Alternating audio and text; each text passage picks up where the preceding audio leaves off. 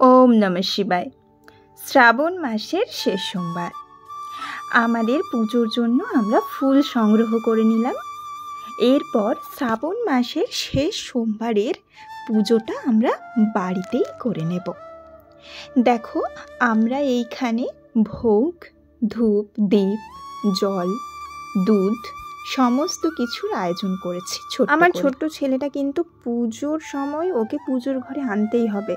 ও কিন্তু শাঁখ বাজাবে, তাই বাজাবে, তারপর ওই যে ধূপ প্রদীপগুলো জ্বলে না, ওটা দেখে ও ভীষণ আনন্দ পায় এবং নিজে নিজেই নাচতে থাকে, তাই বাজাতে থাকে।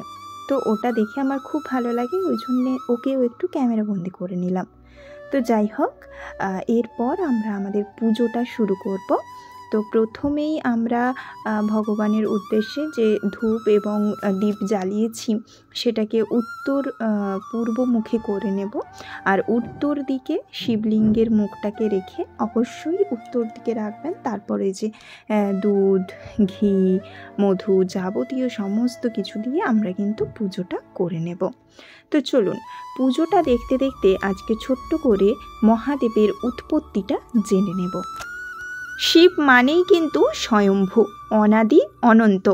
শিবের উৎপত্তির সবচেয়ে প্রচলিত এবং গভীর ধারণা হলো তিনি স্বয়ংভূ, অর্থাৎ তাকে কেউ সৃষ্টি করেনি, তিনি নিজেই উদ্ভূত হয়েছে।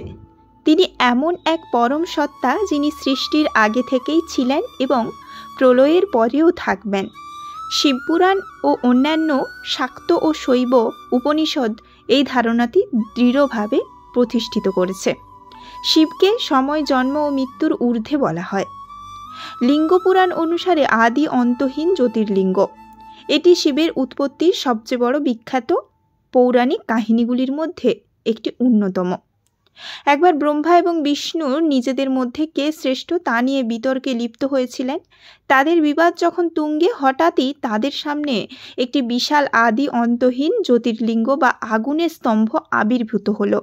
সেই স্তম্ভই শুরু হলো যা শেষ কিছুই দেখা যাচ্ছিল না।